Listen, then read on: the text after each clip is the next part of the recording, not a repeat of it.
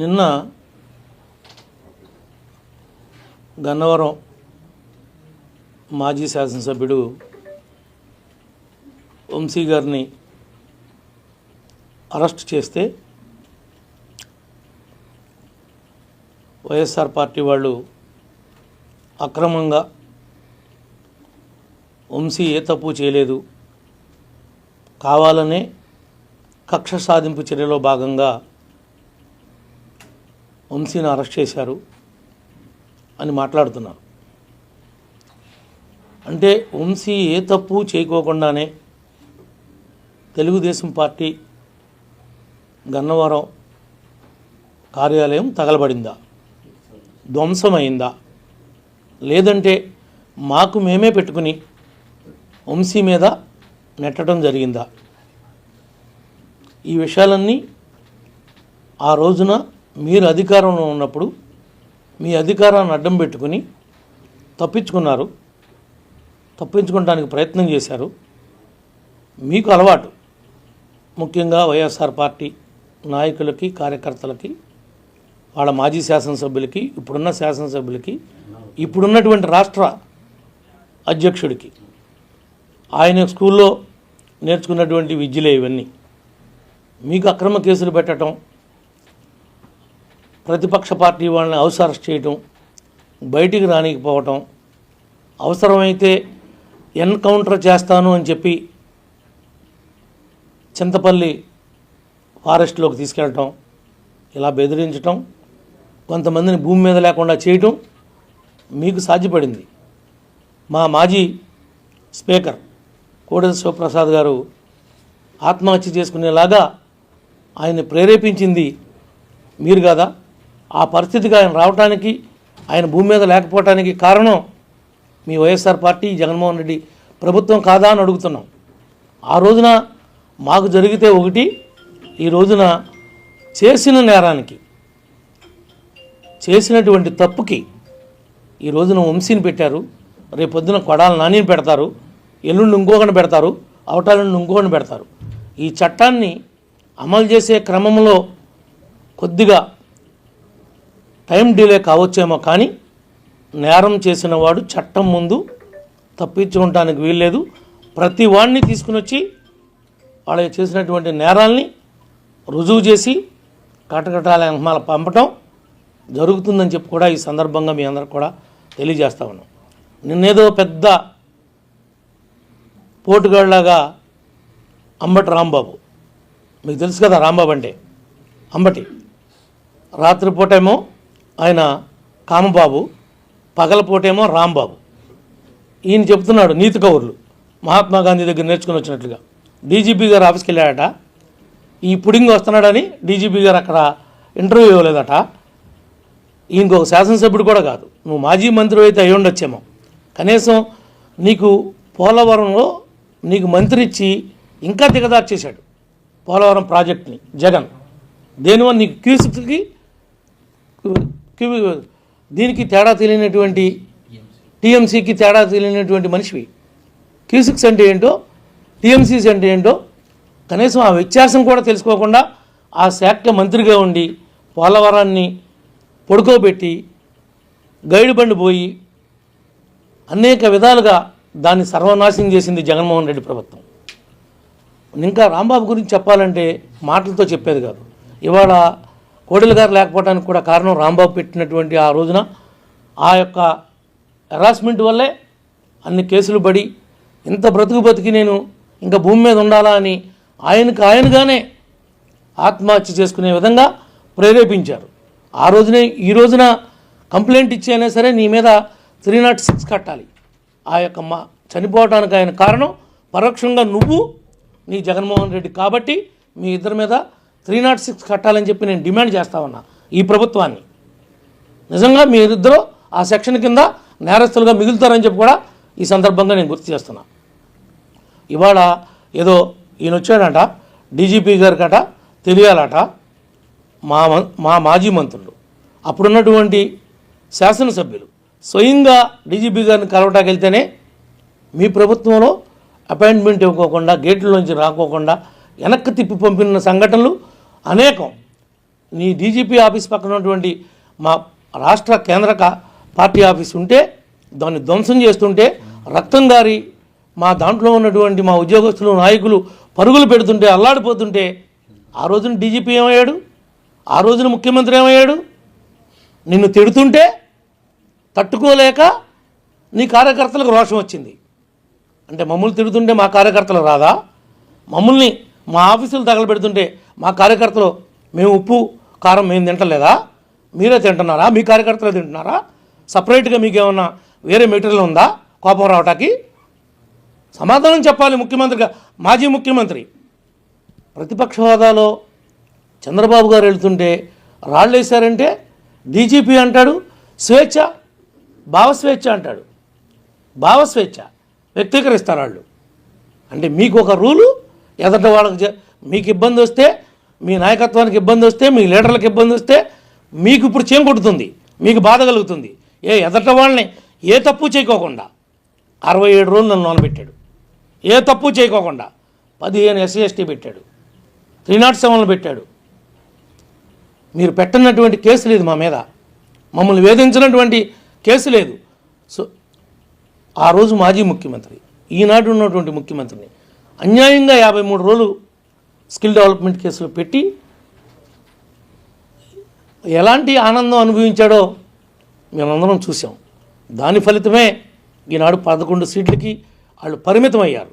ఇంకా సిగ్గు లేకుండా వంశీ ఇబ్బంది పెడుతున్నారు, అక్కడెవడో అబ్బిగాడిని ఇబ్బంది పెడుతున్నారు, ఇక్కడ ఇంకొకరిని ఇబ్బంది పెడుతున్నారు. ఏంటి అబ్బాయి చౌదరి గురించి మీకేం తెలుసని మాట్లాడుతున్నారు రాంబాబు? నీకేమన్నా తెలుసా నా నియోజకవర్గంలో ఉన్నటువంటి పరిస్థితి, ఆయన చేసినటువంటి ద్రోహాలు? పేరుకి సాఫ్ట్వేర్, మెంటాలిటీ అంతా హార్డ్వేర్, అంత క్రిమినల్. అలాంటి క్రిమినల్ ఉండనే ఉండడు. 6 కోట్ల రూపాయలు కొల్లేరు ప్రజల యొక్క డబ్బులు కాజేసి నీ ఇంటి ముందు 100 రోజులుగా ఈ రాష్ట్రంలో 175 నియోజకవర్గాలు ఉన్నాయి. ఏ మాజీ ఎమ్మెల్యే ఇంటి ముందు ఉద్యమాలు జరగటల్లా. వంట వార్పు పెట్టి పేదవారు పళ్ళాలు కొడుతున్నారంటే, అయ్యా బోలేదు, మా బో అంతా లాగేసుకున్నావు నువ్వు అని పళ్ళాలు కొడుతుంటే సిగ్గు లేకోకుండా ఎదురు మళ్ళీ ఇవాళ వచ్చి మాట్లాడుతున్నారంటే మీరు ఎందుకు 100 రోజులు ఉద్యమం జరుగుతుంది? అదే తెలుగుదేశం పార్టీలో నా ఇంటి ముందు ఇలాంటి ఉద్యమం జరుగుతుంటే మా నాయకుడు నన్ను పిలిపించేవాడు, నా తప్పుంటే మందలించేవాడు, దాన్ని ఇమీడియట్గా షార్ట్అవుట్ చేయమని డైరెక్షన్ ఇచ్చేవాడు.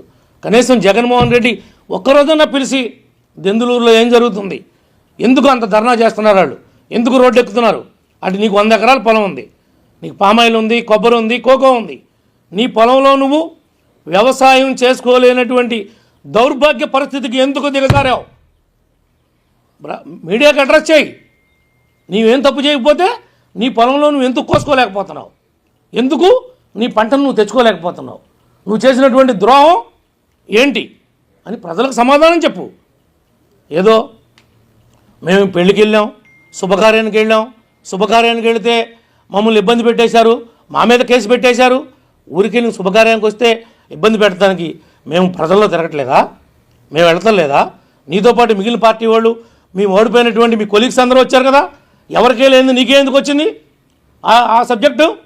నిన్ను నన్ను పెళ్ళికి పిలిచాడు. యాక్చువల్గా నన్ను పెళ్ళికి పిలిచినోడు నీ పార్టీ వాడే. నేను వచ్చా పెళ్ళి ఎవరైతే నిన్ను నన్ను పిలిచారో అతన్ని అడుగుదాం, నీది తప్ప మాది తప్ప. నాది తప్పు అంటే నేను ఇప్పుడే రిజిగ్నేషన్ ఇచ్చేస్తా స్పీకర్ గారి దగ్గరికి వెళ్ళి, నేను ఇంకా అసెంబ్లీకి రాను ఈ పీరియడ్లో. నీది తప్పు అంటే నువ్వేం సమాధానం చెప్తావు? పైపెచ్చు గుడివాడ ఎమ్మెల్యే గారు వచ్చాడు, వెనుగళ్ల రాము గారు, హైదరాబాద్లో ఆనందరావు గారు, అమలాపురం ఎమ్మెల్యే గారు వచ్చాడు, వాళ్ళందరూ కూడా అక్కడ ఉన్నారు. పైపెచ్చు ఏమంటున్నావు? వాళ్ళందరూ నన్నే తప్పుపట్టారు అని నువ్వు చెప్తున్నావు. వాళ్ళిద్దరితో చెప్పించు, టీవీలో మీడియా ముందు చెప్పించు, నీ తప్పో నా తప్పో ఏం జరిగిందో పెళ్ళికి పిలిచినట్టుతో చెప్పించు. నువ్వు చలమశెట్టి రమేష్ గురించి చెప్తున్నావు. చలమశెట్టి రమేష్ గారు జనసేన నాయకుడు, ఆయనతో చెప్పించు నీ తప్పో నా తప్పో. అంబటి అడుగు రమేష్ గారిని, ఎవరు తప్పో, ఎవరు తాగొచ్చారో, ఎవరు అక్కడ ప్రలాపాలు చేశారో, ఎవరు గొడవకి కావాలని పెట్టుకోవడానికి ప్రయత్నం చేశారో. నిజమే కారటం పెడితే దుర్భాషలాడా, తప్పని పరిస్థితుల్లో ఎందుకు ఆడాల్సి వచ్చింది అంటే నువ్వు కారటం పెట్టించి నువ్వు గొడవ పిలుస్తుంటే అబ్బాయ్యా నువ్వు కాబట్టి మగవాడు రా, నువ్వు పెళ్లి కాడి నుంచి వెళ్ళిపోయిన తర్వాత నేను వెళ్తాను అని పక్కన నుంచోనా? చెప్పు రాంబాబు. ఏదో నోరు ఉంది కదా అని, చెప్పగలవు కదా అని మీడియా ముందుకు వచ్చి నువ్వు గంట అరగంట అని మాట్లాడేటువంటి వ్యక్తివి నువ్వు కూడా నా క్యారెక్టర్ గురించి మాట్లాడతావా అంటున్నావు. నీ గురించి అందరికీ తెలుసని, నా గురించి నిజంగా తెలుసు. నేను ప్రజల కోసం పాటుపడతానని, కష్టపడతానని, ఆవేశపడతానని, తొందరపాటు ఉందని అని ఈ రాష్ట్ర ప్రజలందరికీ తెలుసు. నువ్వు చెప్పేదేంటి నా గురించి? నా గురించి నాకు తెలుసు, రాష్ట్ర ప్రజానీకానికి తెలుసు, మా పార్టీ వాళ్ళకు తెలుసు, మా కూటమి నాయకులకు తెలుసు. నువ్వు నాకేంటి సర్టిఫికేట్ ఇచ్చేది? నీ గురించి ఉన్న సర్టిఫికేట్ గురించి చెప్పవే. అసలు నువ్వు గంట అరగంట గురించి ఇప్పుడు చెప్పావా? ఎందుకు మాట్లాడాల్సి వచ్చిందో? ఎందుకు ఆ విషయం మీద నువ్వు వివరణ ఇవ్వలేకపోయావు? కారణం ఏంటి? నువ్వు నీ మాటలు కావా అవి? నువ్వు మాట్లాడి కావా? ఏ సుఖాన్ని నువ్వు దొరకలేదా నీకు మాట్లాడడానికి? మా గురించే మాట్లాడుతున్నావు. డీజీపీ గారు మీరు ఇవ్వకపోతే అంటి చేల్తానంటున్నావు. ఆ రోజు నువ్వెందుకు తెలుగుదేశం వాళ్ళు వస్తే రిప్రజెంటేషన్ తీసుకొని ఆపావు? నువ్వు నేర్పిన సంస్కృతే కదా ఇది. నేను చెప్పేది ఏంటంటే మీడియా ద్వారా ఈ రోజున వంశీ కావచ్చు, రేపొద్దున రేపటి రోజు వంతు నానికి రావచ్చు, లేదంటే ఇంకొక ఎల్లయ్యకి రావచ్చు, పుల్లయ్యకి రావచ్చు. 4 రోజులు చట్టాన్ని అమలుపరచటంలో కూటమి వెనక్కుంటే ఉండొచ్చేమో నేను కూడా అంగీకరిస్తున్నా. తొందరపడి దుందుడుకుగా ఏ రకమైనటువంటి చర్యలు చేపట్టడానికి వీల్లేదని ముఖ్యమంత్రి గారు, ఉప ముఖ్యమంత్రి గారు, కేబినెట్ యొక్క వాళ్ళ సహచరులు నిర్ణయాన్ని ఈ ప్రభుత్వం అమలు చేస్తుంది. ఈ ప్రభుత్వం అంటే డీజీపీ గారు కావచ్చు, సిఎస్ గారు కావచ్చు.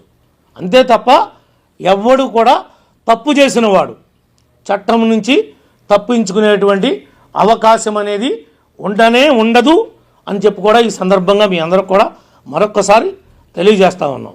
ఈ విషయాలన్నింటినీ కూడా దెందులూరు నియోజకవర్గంలో కావచ్చు, గన్నవరం కావచ్చు, గుడివాడ కావచ్చు, లేదంటే బందర్ కావచ్చు, చాలామంది ఫీల్ అవుతున్నారు. పేరు నారినేంటి ఆ విధంగా వదిలిపెట్టారు, అంత కుంభకోణం చేస్తే ఈ ప్రభుత్వం ఏం చేస్తుంది అని అడుగుతున్నారు. చాలామంది జన సైనికులు, తెలుగుదేశం వారు కూడా ఫీల్ అవుతున్నారు. వీళ్ళు చేసినటువంటి ద్రోహాలు, వీళ్ళు చేసినటువంటి దోపిడీలు కాకినాడ దగ్గర నుండి ఒక్కొక్కరితో చరిత్ర ఉంది. మనిషిని చెప్పి మీరు డోర్ డెలివరీ ఇస్తేనే దిక్కు దివాణం లేదు. ఇది ఈ ప్రభుత్వాన్నా మీరు మాట్లాడేది? ఈ గవర్నమెంట్నా మీరు ఏలెత్తి చూపేదని అడుగుతున్నాం. మీ తప్పు లేకుండా ఈనాటికి నా నియోజకవర్గంలో ఒక్క కేసు అంటే ఒక్క కేసు అక్రమంగా పెట్టల, ఒక్కడిని జైలుకి పంపలా వైఎస్ఆర్ పార్టీ నాయకులను కానీ కార్యకర్తలు కానీ. అది కారణం ఈ కూటమి యొక్క క్రమశిక్షణ, ఈ కూటమి యొక్క నిర్ణయం. ఈ రోజున అబ్బాయి చౌదరి మీద కేసు ఎందుకు కట్టాల్సి వచ్చింది? నువ్వు నీ మనుషులు పేటరేగిపోయారు. నాతో గొడవపడి నన్ను ఒక నేరస్తుడిగా, ఒక క్రిమినల్గా చిత్రీకరించడం కోసం మీరు ఒక స్కెచ్ చేశారు. ఆ స్కెచ్లో మీరే పడ్డారు. నన్ను ఇరికిద్దామని చూశారు, మీరు ఇరుక్కున్నారు. మీరు 25 మందితో వచ్చారు, నేను 3 వచ్చా. నా గన్మెన్, నా డ్రైవర్, నా 2 డ్రైవర్లు, ఒక వాటర్ బాటిల్ ఇచ్చేవాడు, ఒక ఫోటోలు తీసేవాడు. ఇంత మట్టుకే నా 2 కారులో ఉంది. మిగిలిన వాళ్ళందరూ ఫంక్షన్ల వల్ల ఎటువంటి స్కాటెడ్కి విడిపోయాం. నువ్వు వచ్చింది 25 మందితో వచ్చావు. 25 మందితో వచ్చావు గొడవ పెట్టుకోవడానికి. కావాలని వచ్చావు, ఉద్దేశపూర్వకంగా వచ్చావు. నువ్వు కొల్లేరు తాలూకా ఉన్నటువంటి 6 కోట్లు ఎగ్గకొట్టడంలో ఇదొక ప్లాన్. అది ఆ స్కెచ్లోనే నువ్వు ప్రయాణం చేసావు కాబట్టి ఈరోజు నీ మీద కేసు కట్టాల్సి వచ్చింది. అంతే తప్ప నువ్వేంటి, నువ్వు ఒక మాజీ ఎమ్మెల్యేవి. ఎవడు నువ్వు వెళ్తే నీ కారు అక్కడ ఉంటే ఎవడు వెళ్తాకి వెళ్ళేదా? పెళ్ళిళ్ళకి ఎవడు పెళ్ళిళ్ళకి వస్తాకి వెళ్ళేదా? వచ్చావు, దిగావు, నీ కారు ఎక్కడ ఉండాలి? పార్కింగ్లో ఉండాలి. ఎవడొస్తే నువ్వు ముందొస్తే నీ కారు వస్తుంది, నేను ముందొస్తే నా కారు వస్తుంది. నేను వస్తున్నాను నా డ్రైవర్ పెడితే కావాలని ఆ విజువల్స్ చూపిస్తా, మీకు ఇస్తా. మీ మీడియా వాళ్ళందరి దగ్గర లేవు. నా కారుకి కెమెరా ఉంది. నా కారు పెట్టిన తర్వాత వాళ్ళ డ్రైవర్ ఏ విధంగా తీసుకొచ్చి కారు పెట్టాడు. ఎవడైతే కళ్యాణ మండపంలో ఉన్నటువంటి సెక్యూరిటీ వాడు 3 సార్లు చెప్పాడు, వాళ్ళు వచ్చేస్తున్నారు, వాళ్ళ కార్లు వచ్చినాయి, కొద్దిగా పక్క పెట్టని. వస్తే రానిమని చెప్పి అంటే, వస్తే రానిమంటే అది గౌరవం అదా ఇచ్చేది? చదువుకున్నటువంటి సంస్కారం అదా? బూతులు తిట్టావు అనిపోతే గొప్ప పని చేసావు అబ్బాయా, నువ్వు కాబట్టి పెట్టావు అబ్బాయా కార్లు అడ్డం, శబాష్ నువ్వు వెళ్ళాకే వెళ్తావు అబ్బాయా అని అనమంటావా? ఏంటి మీ ఉద్దేశం? రాంబాబు సమాధానం చెప్పు. రమ్మంటావా? నీ దగ్గరికి, నీ ఇంటికి రమ్మంటావా? నీ ఆఫీసుకి రమ్మంటావా? వచ్చి చెప్తా, నా తప్పు అంటే చెప్పు. అంతే తప్ప నీకు నోరుంది కదా అని ఆంబోతులాగా అరవమాక, రంకిలేయమాక. నువ్వు ఆంబోతు అని తెలుసు, రంకిలేస్తావని తెలుసు. నీ రంకిలన్నీ మొన్న ప్రజాక్షేత్రంలో నీ కూరలు తీశారు, నీ పేకలు తీశారు. పేకలంటే పొడిచే కొమ్ములు ఉంటాయి, ఆంబోతు కొమ్ములు ఉంటాయి కదా, అవన్నీ కూడా ఎరగదీశారు. ఇంకెందుకు రంకిలు వేస్తున్నావు? ఎవడి మీద వేస్తావు రంకిలు? నువ్వు వేసావు, నీ జగన్ వేశాడు. వై నాట్ 175 అన్నాడు. ఏమైంది? మీ రంకిలన్నీ ఏమైపోయినాయి? ప్రజలు ఏం చేయాలో మీకు ఎక్కడ కాల్చి వాతలు పెట్టాలో అక్కడ పెట్టారు. అంటే ఆ వాతలు చూపించుకుంటానికి కూడా లేనటువంటి రహస్య ప్రదేశంలో పెట్టారు. ఆ వాతలు నాకు ఇక్కడ పెట్టారని చెప్పుకోవడానికి కూడా లేదు, అలాంటి వాతలు పెట్టారు. ఇంకా సిగ్గు లేకుండా మాట్లాడుతున్నారు ఏంటి? ఇంకెందుకు మాట్లాడుతున్నారు? మీకు సిగ్గు అనిపించట్లేదా? అటు అంటాడు అబ్బయ్య, అభివృద్ధి లేదు, సంక్షేమం లేదు దెందులూరులో అంటాడు. 4000 పెన్షన్ నీ అబ్బ సొత్తమ్మా? ఆ ఇచ్చింది నీ అబ్బ సొత్తా, లేకపోతే నీ జగన్ అబ్బ సొత్తా? అది సంక్షేమం అనరా? దాని సంక్షేమం లెక్కలోకి రాదా అది? ఈ రోజున ఒక్క రోడ్డు కూడా చంద్రబాబు గారి నాయకత్వంలో ఈ ప్రభుత్వం వచ్చాక గుంటలు లేని రోడ్డుని నియోజకవర్గంలో మార్చా, 85% బాగు చేశా. నువ్వు వదిలేసినటువంటి ఏలూరు పెరిగేడు రోడ్డు వాళ్ళకి రావాల్సి వస్తే 18 కోట్లు చంద్రబాబు గారు పాత బకాయి ఇస్తే ఆగా మేఘాద మీద పరిగెట్టిస్తున్నా. ఉగాది నాటికి రోడ్డుని ప్రారంభోత్సవం చేస్తా. బలివే బ్రిడ్జి వదిలిపెట్టి వెళ్తే ఆ రోజు నేనున్నప్పుడు శాంక్షన్ తెచ్చా. ఎట్టకేలకి 5 ఏళ్ళు కట్టగా ఊరినే స్లాబ్లు వేసావు. అక్కడ రేపు శివరాత్రికి ఘాటులు లేవు, నేను వచ్చా కట్టించా, నేను రోడ్డు వేసా. రా రేపు బలివేకి వచ్చి చూడు, నీకు కళ్ళుంటే ఏం అభివృద్ధి జరుగుతుందో గర్వపడు. నియోజకవర్గం ఇంత బాగుపడుతుందని. ఏలూరు రామసింగవరం వయ్యా బాదరాల రోడ్డు 3 కోట్లు ఇచ్చా. మొండూరు మేదండ్రాపాలు 3 కోట్లు ఇచ్చా. ఇవన్నీ ఎవడమ్మా మొగసము? ఈ ప్రభుత్వం వచ్చాక ఇచ్చింది. నువ్వు ఏడవలేకపోతే, నువ్వు మీ జగన్ సతికిలు పడితే, రోడ్లన్నీ పాడైపోతే మేము గుంటలు పోతుంటే ఆనాడు పిలుపునిస్తే గుంటలు పొడచమని కార్యకర్తల దగ్గర సందాలు పోగేసి గుంటలు పుడుస్తుంటే రోడ్డు తవ్వావు అని కేసు పెట్టావు నా మీదే. ధర్మాజిగూడెం పిఎస్లో కేసు ఉంది, చింతలపూడిలో కేసు ఉంది నా మీద. నా నియోజకవర్గం కాపోయినా దేనికి పెట్టారు? నేను రోడ్డు తవ్వేస్తున్నానంట. నాకు నా పక్క కాన్స్టిట్యున్సీలోకి వెళ్ళి మాజీ ఎమ్మెల్యే అక్కడ రోడ్డు తవ్వే పనే ఉంటుందండి. అక్కడ ఏమైనా భూమిలో ఏదైనా సంపద ఉందా? గోల్డ్ బిస్కెట్లు ఏమైనా ఉన్నాయా రోడ్ల కింద నేను తవ్వటానికి? మీరు పెట్టినటువంటి కళ్ళుండి పరిపాలించారా, కళ్ళు లేక గతంలో పరిపాలించారా అని అడుగుతున్నా. ఇప్పుడు కూడా కేసు ఉంది, కావాలంటే చూడండి. రోడ్డు తవ్వాలని పెట్టారు. ఎవరు కంప్లైంటు? విఆర్ఓ, చిన్న ఉద్యోగస్తురాలు. నేను ఒక ఆర్ఎన్బి రోడ్డుని వేరే నియోజకవర్గం వెళ్ళి తవ్వేస్తున్నానంట. ఆ రోడ్డు తవ్వేస్తే జగన్ ఇంట్లో తవ్వితే బిస్కెట్లు వస్తాయేమో, రోడ్డు తవ్వితే ఏమొస్తాయి బిస్కెట్లు? రోడ్డు కింద ఉన్న బిస్కెట్లు ఉంటే తవ్వుతాను నేను. ఇలాంటి కేసులు పెట్టి ఇవాళ ఏదో కేసు పెట్టారంట, కేసు కట్టారంట, లబలబలబలాడుతున్నారంటమ్మా. లబలబలాడతాం చేసిన తప్పుకి, చేసిన ఘోరాలకి. ఇంట్లో ఉన్నటువంటి ఆడపిల్లల్ని రోడ్డు మీద మాట్లాడినందుకు మీ కేసే పెట్టారంటున్నావు. చట్టం ఒప్పుకోదు, డెమోక్రసీ సిస్టంలో ఉన్నాం కాబట్టి. కానీ వంశీగారి నాలికి ఎదరగా లాగి కోసేయాలిట, నాలుగిట లాగి అక్కడ కోసేయాలి. అప్పుడు కానీ పనిష్మెంట్ సరిపోదు. ఒక్క కేసే అంటారేంటి? ఎలాంటి మాటలు మాట్లాడారు, ఎలాంటి అవహేళన చేశారు, ఎలా వికటంగా నవ్వుకున్నారు.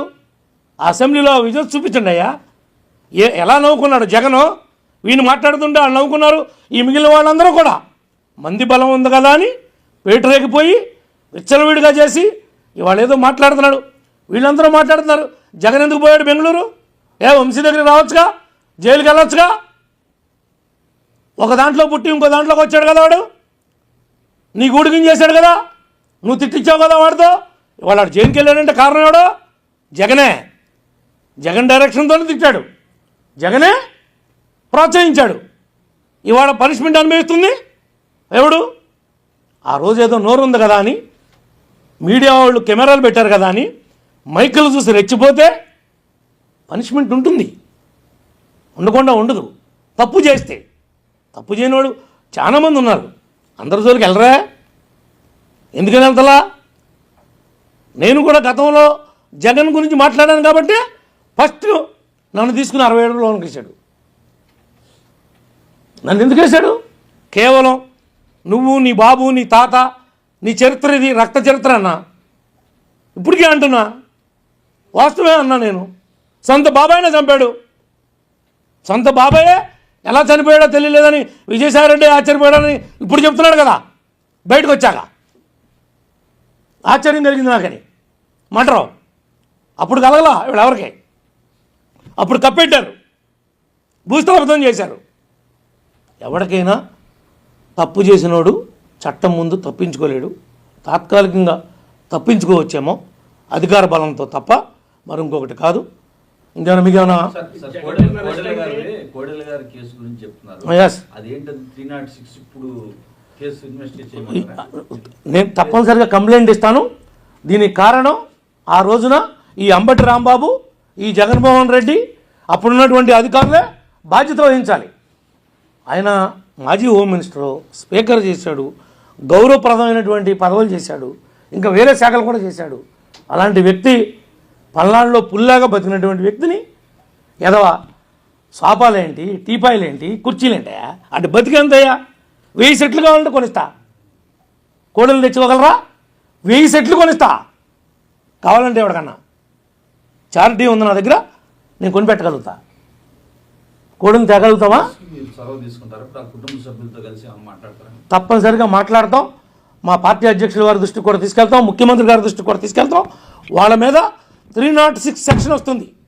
ఎందుకంటే ఆత్మహత్య చేసుకునే విధంగా ప్రేరేపించబడినటువంటి ఆత్మహత్యది. ఆయన ఆత్మహత్య చేసుకుంటానికి కారణం గత పాలకులు అంటే ఎవరైతే అలాంటి సిచ్యువేషన్ని క్రియేట్ చేసి ఆయన మానసికంగా ఇంకా నేను బ్రతకూడదు అని నిర్ణయించుకుంటానికి విధంగా థ్రెటనింగ్ చేశారో, ఆ థ్రెటనింగ్ చేసినటువంటి వాళ్ళందరూ ఈ సోకాల్డ్ అంబటి రాంబాబుతో సహా వీళ్ళంతా ముద్దాయిలే అవుతారని చెప్పి నేను ఈ సందర్భంగా మీ దృష్టికి తీసుకొస్తా ఉన్నా. ఇది గవర్నమెంట్ దృష్టికి, అందరి దృష్టికి కూడా, పార్టీ దృష్టికి కూడా తీసుకెళ్తాం. అదే చెప్తున్నాను కదా, ఆ జగన్ బెంగళూరు వెళ్ళిపోవడానికి ఎలా చూస్తారు అంటే అలాగే చూస్తారు. జగన్ ఎప్పుడు ఆ రకంగానే ఉంటాడు. జగన్ అనేవాడు ఎలాంటి వాడో రాష్ట్ర ప్రజలు చెప్పారు. కృష్ణ, రాష్ట్ర ప్రజలు జగన్ అనేవాడు ఎటువంటి వాడో చెప్పాడు. నువ్వు నేను చెప్పద్దు. ఇంకా చెప్పినా జగన్ గురించి ఎంత మాట్లాడుకున్నా ఏమాత్రం ఉపయోగం లేనటువంటి మాటలే. ఎందుకనంటే సర్వనాశనం చేశాడు. రాజధాని లేని రాష్ట్రంగా ప్రాజెక్టుని పాడు చేసి ఈ రోజున పోలవరం నీళ్లు మన నెత్తి మీద రావాల్సినటువంటి పరిస్థితుల్లో పోలవరాన్ని పడకేపించి 3 రాజధానులు 3 ముక్కలాట పెట్టి ఎవడకాడు అంటాడు. ఒకడు ఇసుకతో చేస్తానని అంటాడు. ఎక్కడుంది చంద్రబాబు ఇసుక? ఒక్క ట్రాక్టర్ అమ్మొచ్చా? అమ్మితే చంద్రబాబు గారు ఒప్పుకుంటాడా? పవన్ కళ్యాణ్ గారు ఒప్పుకుంటాడా? ఇసుకతో చేస్తున్నారంటారేంటి? ఎవడు తోచేస్తున్నాడు? పోనీ అమ్ముతున్నారు ఎక్కడన్నా? బ్లాక్ మార్కెట్ ఉందా? ఎవరు ట్రాక్టర్ ఆడేసుకెళ్ళి కొట్టుకొచ్చుకోమని చెప్పి ప్రభుత్వం యొక్క ఉత్తర్వులు, ముఖ్యమంత్రి గారి యొక్క ఆదేశాలు ఎక్కడన్నా ఉల్లంఘన జరుగుతుందా అని అడుగుతున్నా. ఈ మాట ఎందుకన్నానంటే వాడు మిడిమిడి జ్ఞానం కలిగినాడు. ఆ పిల్ల కుక్క అబ్బిగాడు మాట్లాడుతున్నాడు. ఇసుక అక్రమంగా జరుగుతుంది. ముందంట డోర్ డెలివరీ అంట, వాట్సాప్లో పెడితే వస్తుందంట. నువ్వు తాగొచ్చావు ఫంక్షన్కి అన్నాడు. ఎస్, నేను తాగుతా, నా హక్కు అది. గవర్నమెంట్ ఇచ్చింది రైట్ తాగమని. కానీ పబ్లిక్ ప్లేస్లో తాగను, ప్రైవేట్ ఫంక్షన్కి వచ్చేటప్పుడు తాగను. నువ్వు నన్ను కాక్టైల్ పార్టీ ఉందని రమ్మని కూర్చోమన్నా జస్ట్ ఒక చిప్పు వాళ్ళ యొక్క సాటిస్ఫాక్షన్ కోసం వేసి నా దారి నేను వెళ్ళిపోతా. నా ఇంట్లో నేను తాగుతా, నా హక్కు ఉంది. నిన్ను చూస్తే తాగి పెళ్ళికి వచ్చామన్నాడు. పెళ్లి కూతురు కానీ పెళ్లి కొడుకుతో కానీ ఇద్దరితో మాట్లాడా. నన్ను పిలిచినటువంటి వాళ్ళ తండ్రితో మాట్లాడా, రమేష్ గారితో మాట్లాడా, 2 ఎమ్మెల్యేలతో మాట్లాడా. నేను తాగానని వాళ్ళు చెప్పమనండి. నువ్వు చెప్తున్నావుగా, పోనీ నీతో మాట్లాడలేదుగా నేను తాగానని నువ్వు చెప్పటానికి. నువ్వు నన్ను చూసి వెనక పారిపోయావు కదా కారు చాటుకి, నన్ను చూసి కారు చాటుకు పారిపోయావు కదా, నువ్వు నా ఎదురు పడలేదు కదా. ఎందుకు మాట్లాడుతున్నావు? నువ్వు తాగవా ఏమ్మా? నీకు అలవాట్లేదా? మీ అమ్మ రాంబాబుకి అలవాట్లేదా? మీరంతా ఏంటి రాత్రిపూటలు చేసేది? నాకున్న అలవాటు నేను చెప్తా. ఎస్, నాకుందని చెప్తా. తప్పే ఉంది? చట్ట ప్రకారం ఎన్టీ రామారావు గారు ఉన్నప్పుడు బ్యాన్ ఉంది, అప్పుడు చెప్తే లోనేసేవాళ్ళు. ఇప్పుడు బ్యాన్ లేదుగా, ఇప్పుడేం బ్యాన్ లేదు కదా ఏపీలో ముందు తాగకూడదని. తాగి వచ్చాడు పెళ్ళికి, ఎవరిని అల్లరి చేద్దాం అనుకుంటున్నావు? నీకు తాగుడు అలవాటు లేదా? పోనీ రాట్నాలమ్మ అమ్మవారు అక్కడ ఉందిగా, అక్కడ సాయిబాబా గుడి పెట్టి ఒక ఉండి పెట్టి నువ్వు నీ బాబు డబ్బులు తీసుకున్నారుగా, ఆ ఉండి డబ్బులు కొట్టేసి నువ్వేగా. పోనీ ఆ ఉండిలో డబ్బులు తీసి ఈ మంచి పని చేసావని చెప్పండి. 15 ఏళ్ళుగా గుడి పెట్టావు, గుడి పక్కన ఇంకో గుడి కట్టావు, ఆ గుడిలోకి వచ్చినాడు ఈ గుడిలో కూడా వెళ్ళి దండం పెట్టుకుంటే కోరికలు ఏమైనా తీరదేమో, ఈ గుడిలో కూడా దండం పెట్టి ఈ ఉండిలో కూడా డబ్బులు ఎత్తున్నాడు. దానికి లెక్క జమ ఉంది వాళ్ళకే. ఆ డబ్బు అంతా నీ బాబు పరం నీ పరమేగా. ₹1 లెక్క చెప్పు. గుడి పక్కన గుడి కట్టి డబ్బులు కొట్టేసే మనిషివి నీ బాబు, నువ్వు, నీది చరిత్ర. నువ్వు హిస్టరీ గురించి చెప్తున్నావు, మాట్లాడుతున్నావు పెద్ద పెద్ద మాటలు. పేరుకి సాఫ్ట్వేరు, అంత క్రిమినల్. సాఫ్ట్వేర్ ముసుగులో నీ అంత క్రిమినలే లేడు. నువ్వు క్రిమినల్ కాబట్టే నా ఉన్న 85 ఏళ్లలో నా నాయకుల్ని కార్యకర్తల్ని 650 మందిని జైలుకి పంపించావు. నేను ఒక్కడిని పంపించానా 8 నెలల్లో? ఒక్క తప్పుడు కేసు కట్టించానా? ఒక్కడిని పంపించానా? కానీ పాత కేసులన్నీ తీస్తా. నువ్వు పోలవరం రైట్ మెయిన్ కెనాల్లో లెఫ్ట్ బ్యాంకు రైట్ బ్యాంకు మొత్తం దోచావు. డీజీకి ఇస్తా, విజిలెన్స్ ఎంక్వైరీ చేపిస్తా, ముఖ్యమంత్రి గారిని ఉప ముఖ్యమంత్రి గారిని కలుస్తా, నీ చరిత్ర అంతా తీస్తా. నిన్ను వదిలిపెట్టే ప్రసక్తే లేదని చెప్పి కూడా ఈ సందర్భంగా తెలియజేస్తున్నా. నీ దగ్గర దమ్ముంటే రాజకీయంగా చూసుకోవచ్చు. నన్ను తిరగనివ్వంటే నువ్వు చేసిన తప్పులకి సమాధానం చెప్పి తిరగమన్నా, తప్పు ఒప్పుకుని కొల్లేరు డబ్బులు కట్టి తిరగమన్నా. నేను తిరగనివ్వనంటే నువ్వు ఈ తప్పుడు పనులన్నీ చేసి నేను తిరుగుతానంటే ఊరుకుంటామా? అంటే మాకు చేత కాదా నిన్నేం చేయటం? కానీ పద్ధతి ఉంది. ఆ పద్ధతి కోసం, నిబద్ధత కోసం, పార్టీ యొక్క కమిట్మెంట్ కోసం మేము నీతో గొడవ పడతలా. అంతే తప్ప చేతకాంతనం అనుకోవద్దు మా మంచితనాన్ని. ఓకే, ఇంకేమైనా మీకు ఏమైనా డౌట్లు ఉన్నాయా? ఏంటి అక్రమ అరెస్టు? ఎవరు నువ్వు చెప్పుకోనే? నీకు అనిపిస్తుందా? వంశీలు నానబెట్టడం ధర్మమా కాదా? గన్నవరంలో వంశీ గారి పేరెత్తే వాళ్ళు లేకుండా పోయాడు. మా పార్టీలో గెలిచాడు 2 సార్లు. మా నెత్తిమే ఎత్తుకుని తిప్పినందుకు మాకు దాన్ని సాక్షి చేసి వెళ్ళాడు. ఇవాళ ఎవడు పడ్డాడు? వాడు తవ్వుకున్న గోతులో ఆడే పడ్డాడు. ఎవడు పడలా. వాడు చేసిన జగన్ యొక్క అధికార మతాన్ని అడ్డం పెట్టుకుని విర్రవీగి ఎవరు కూడా అయితే మనకి ఈ రాజకీయ జన్మను కల్పించారో వాళ్ళ కుటుంబాన్నే విర్రవీగి మాట్లాడాం. వాస్తవాలుండి మాట్లాడాలా. ప్రేరేపితంగా ఎవడో ప్రేరేపిస్తే మాట్లాడినందుకు నీ నోటి దోలకు వచ్చిన తిప్పలు ఇది. నోటి దోలకు వచ్చిన తిప్పలేయా? ఎవడేం చేద్దాం చెప్పునే చెప్పు. మేము జైల్లో ఉన్నప్పుడు మీకు తెలియలేదా ఈ బాధలో? అప్పుడు మీకు అనిపించలేదా అయ్యో పాపం అని? మమ్మల్ని నర్సీపట్నం నుంచి వెనక్కిలాగి చింతపల్లి ఫారెస్ట్లో పెట్టి నేను ఎన్కౌంటర్ చేస్తామంటే ఏదో నోకులుండి బతికి బయటపడ్డాం. ఈ జగన్ లాంటి దుర్మార్గమైనటువంటి ముఖ్యమంత్రి రాష్ట్రానికి మొత్తం మన కర్మ అనుకున్నాం. ఎన్ని నిద్రలేని రాత్రులు గడిపామో, ఎన్ని. ఈసారి రాకపోతే ఈ ఆస్తులన్నీ రూపాయికో పావులకో బేడాకో అమ్మి తట్టపుట్ట చదువుకుని పోదావరా మనకెందుకు అనే పరిస్థితి వచ్చింది. నాలాంటివాడికే అలాంటి పరిస్థితి వచ్చింది. తప్పనిసరి పరిస్థితుల్లో ప్రజలు అర్థం చేసుకున్నారు కాబట్టి ఈనాడు ఈ కూటమి ఏర్పడింది. ఇదంతా ప్రజా విజయం. ఇంకేమైనా చెప్తావా?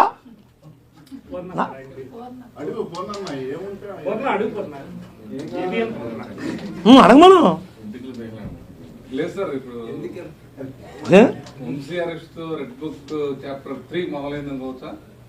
అది రెడ్ బుక్కా, బ్లూ బుక్కా, గ్రీన్ బుక్కా, ఎల్లో బుక్కా అని మాట్లాడొద్దమ్మా. రెడ్ బుక్ అంటే వాళ్ళు ఏం చేశారో ఊరికి నేను నమోదు చేసుకున్నాను తప్ప వాళ్ళు చేసినటువంటి చర్యల్ని రెడ్ బుక్ ఇంప్లిమెంట్ అవుతుందని అనుకోవద్దు. రెడ్ బుక్ రాసింది కేవలం వాళ్ళు ఏం రాశారో ఏం మమ్మల్ని ఇబ్బంది పెట్టారో గుర్తుపెట్టుకోవడం కోసం రాశాం.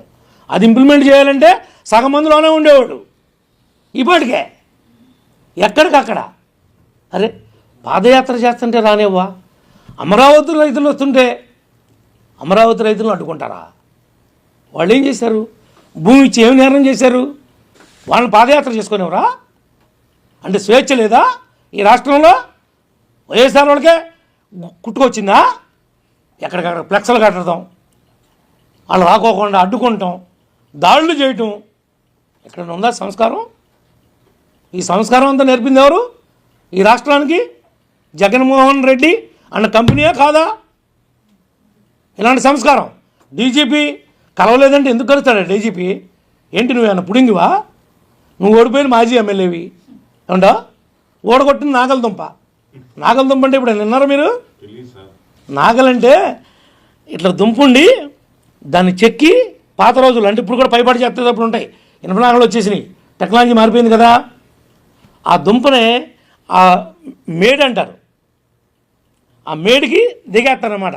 ఆ మేడ్ నుంచి దీన్ని ఓడగొట్టిన తర్వాత ఇది ఇక్కడే ఉంటుంది, కొత్త కొత్త కొత్త దుంపతో కొడితే ఇంక దీన్ని ఎవడు పట్టించుకుంటాడు? ఆ బాపతే అమ్మటి బాపతే ఏంటంటే అదే బాపతే ఓడగొట్టిన నాగల దుంప. నేను ఎవడు లెక్క చేస్తాడు? ఆ టీవీల ముందు బావు బావు బావు అన్నప్పుడు నువ్వు ఏం ఉపయోగం? ప్రజలు నిన్ను గౌరవించినప్పుడు, నీకు ప్రజాక్షేత్రంలో ప్రజలు నీ గౌరవాన్ని తీసినప్పుడు నువ్వు ఎన్ని మాట్లాడినా ఉపయోగం ఏంటి రా బాబు అని అడుగుతున్నా. నువ్వు సుఖానంతోనో పొగానంతోనో అది మాట్లాడుకోవాలి. ఇవన్నీ ఇప్పుడు ఎందుకు? నీకు ఇంకా నీకు ఫ్రీ టైం ఇది, ఎంజాయ్ అంతే తప్ప మా గురించి మాట్లాడతావా? నీ గురించి అందరికీ తెలుసు అంటావా? ఏంటి నా గురించి తెలిసి చెప్పు, చెప్పు. ఉంటే బయటెట్టు. నాదంతా తెరిచిన పుస్తకం, నేనేం దాచుకోను. మీరు ఇప్పుడు ఏమన్నా అడిగితే కూడా చెప్తా. ఇంకా కావాలంటే మీకు తెలియని ఇన్ఫర్మేషను మీరు అడగలేని ఉంటే కూడా అడగండి, వాటికి కూడా ఆన్సర్ చేస్తా. నేనేం భయపడినా. సార్ మీరు చెప్పే వ్యక్తి పగలు మాట్లాడతాడా, రాత్రి మాట్లాడతాడా, ఎంతసేపు మాట్లాడతాడా? అవన్నీ ఆయన అడగాలి. అది కావాలంటే ఆయన సెల్ ఫోన్ తీసుకోవాలి, ఆయనతో మాట్లాడుకోవాలి, ఆయన అడగాలి తప్ప రాంబాబు గురించి నేను చెప్పాను తప్ప నేను రాంబాబు నా ఫ్రెండ్ అని చెప్పలేదు కదా. ఆయన పగలు మాట్లాడతాడా రాంబాబు, రాత్రి మాట్లాడతాడా, ఏ టైంలో మాట్లాడతాడు, ఎంతసేపు మాట్లాడతాడు, ఏ ఏ వ్యక్తులతో మాట్లాడతాడు, ఇదేంటండి? ఆయన పర్సనల్ ఇన్ఫర్మేషన్ నన్ను అడుగుతారు, నాకు ఎలా తెలుస్తుంది?